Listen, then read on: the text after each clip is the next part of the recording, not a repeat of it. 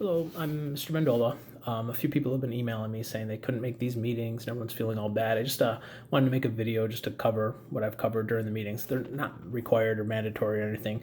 I just saw a bunch of kids with the same questions and thought I could do this in a meeting. And the first couple meetings were successful, so I kept having them, and now they seem to be dwindling down. So I'll just handle it in a video and post this in the classroom. So first of all, I would like to say congratulations. Obviously, you guys have made it into the program, and that's not easy. It says a lot about you. You might be wondering what the criteria was, and I could tell you briefly. We look at staff feedback. We send an email out to the whole entire staff, say, tell us about all these kids. We get good stuff, we get some not so good stuff, and we weigh that. That goes into the decision making process big time. We also look at behavior. Students with a lot of behavioral issues don't make it into the program. We don't want that representing Kenmore West.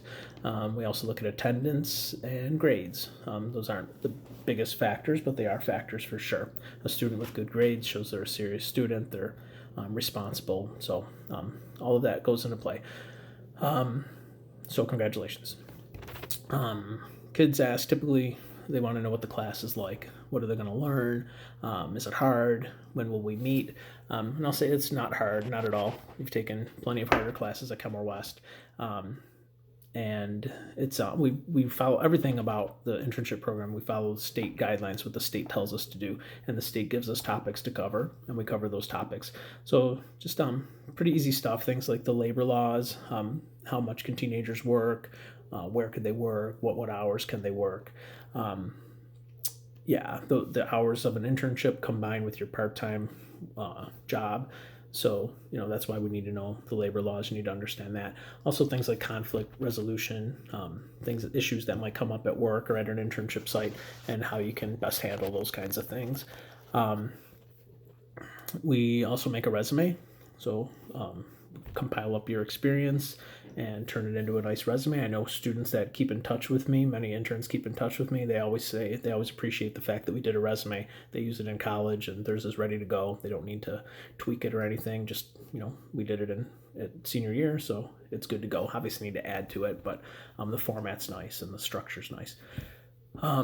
We do career research project. The state asks that we have students explore a couple careers, so we do that through a research project. It's nothing heavy duty. We give you a website.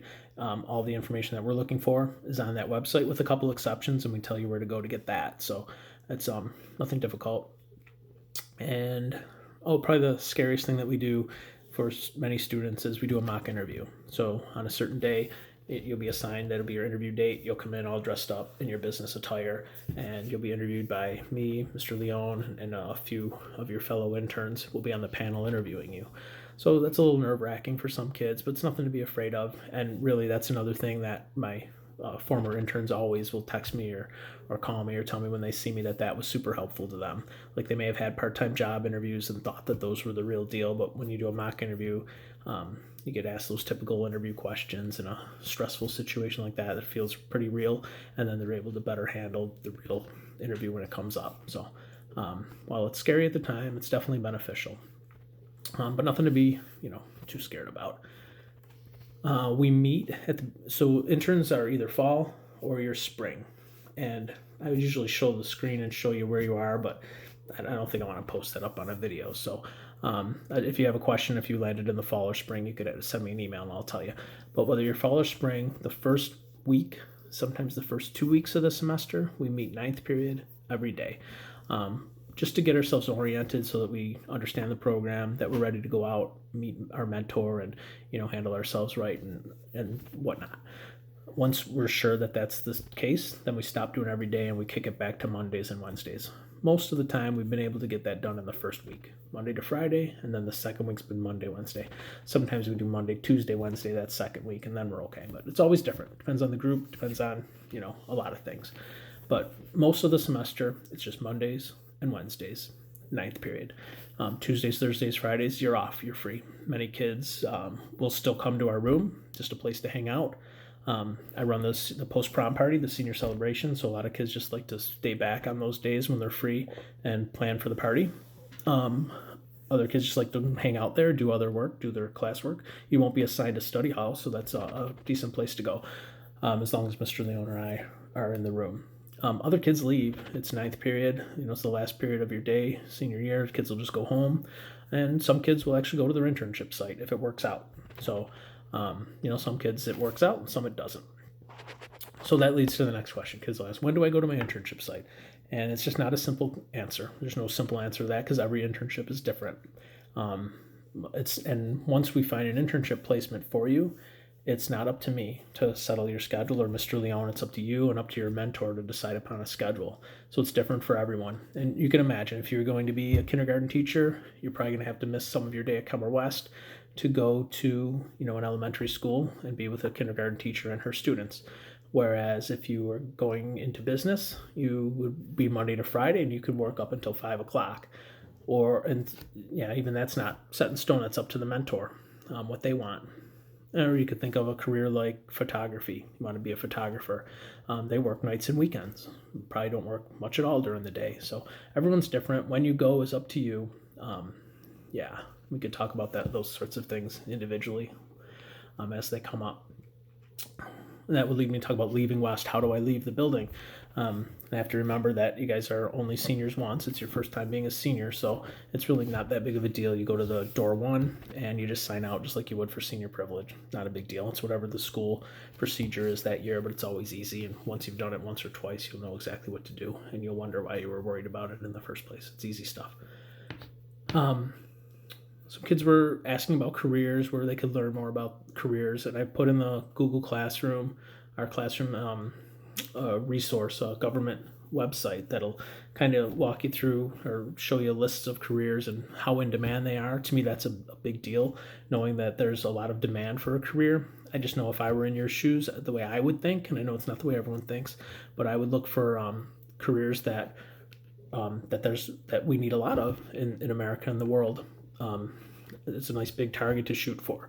So I don't want to give examples off the top of my head. I don't want to be wrong. I don't want to pick on someone's career, but I could pick on a popular one. I know nursing is the most in-demand career. There's a lot of good things about nursing. First, it's a huge target. We need more nurses than anything else in America. So I know I'd be once I'm qualified, I'd be shooting for a target that's huge. That's good. I think that's important. They pay well. They don't make as much as doctors, but they pay well. You make a good living being a nurse. And also, to keep going with the doctor, relating it to a doctor, a nurse only needs 2 years, maybe 4 years of schooling to become a nurse. So there's not much investment to hit that big target and make a decent living. So to me, if someone wants to be a nurse, I always am encouraging of that. That's a really good career choice. And without giving examples, there's other students who will be aiming for a career that's very small target. We don't need a lot of them. It requires a lot of schooling, and it doesn't pay well. And through that government website, you could find careers just like that. You could use the filters, and I could help you if you want me to, for sure. You could use the filters to say, which careers do we not need many of? There's the list. Of those careers, which ones don't make a lot of money? There's the list. Of those, which ones need a lot of schooling? And you'll see there's a few that fit into that category, and students are always interested in them until they learn that. Then sometimes their eyes are open and they're like, ooh, maybe that's not the career I should be aiming for. But if at any point you want to talk about careers, I know I think a little differently. I talk a little differently than most people. I like to look at the facts, and these are facts provided by the government. If that's the way you'd like to think, at least, partially, by all means, email me. I'd love to talk. We can do an individual Google Meet or whatever it takes to talk that through. But I'd love that. So other students are wondering, when do I need to know my career by? When do I have to have that settled? So for students who are in the fall, Mr. Leone and I find your placements over the summer. So before we part ways, in June, we would need to have your career solid. Once we start looking for a placement, once we find a placement, you can't switch at that point. So you got to know, for the fall students. For spring students, you have tons of time. Spring students, we don't start looking for your placement typically till around Thanksgiving. So you've got until, November to think about your career.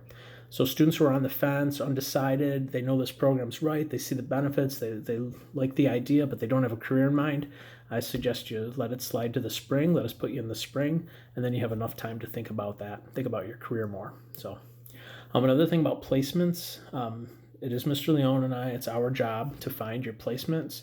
It's not on you, it's on us. However, if you know people if you know you're interested in whatever career it is, engineering, and you know that your family has a friend who's an engineer, or a surgeon, and you know your family knows a surgeon, your help in finding your own placement just goes a very long way. Typically, those are the more interesting placements, not always, but typically. Or if you've heard of kids doing some really, involved things, like they saw a surgery, or things like that. Very often, that's they had a connection. So if you have a personal connection, it just helps. And you can imagine if I call and I say, "Hey, I've got a great senior. It's easy who wants to do whatever, fill in the blank." It's easy for them to say no, thank you. Whereas if it was your mother calling and saying, "My daughter, we've been family friends, and my daughter's doing an internship, and she'd love to work with you," it's hard for them to say no. So hopefully that makes sense. Really, the only other thing I have, and it's not even that big a deal, is transportation. I like to point out that if you know anyone in the Big Picture program, they do internships, and transportation is provided for those students. Transportation is not provided for Kenmore West students going to their internship sites, so that's on you. Often students have a grandparent take them, or a parent who's free during the day or during the hours that they go to the internship. They take them. Most students take themselves. By then, you have a license, you have access to a vehicle, but it is on you. Most internship sites are not within walking distance. Some are, but the vast majority are not. So don't think you'll walk, or don't depend on a friend. That's not acceptable. A friend could be a good backup, but a friend can't be your plan. Yeah, I think with that, I don't think I have anything else I'd really cover. If you have any questions, always email me. I'm happy to answer them. Yeah, that's about all I have. So thank you for listening. Hopefully I answered most of your questions, and yeah, see you later.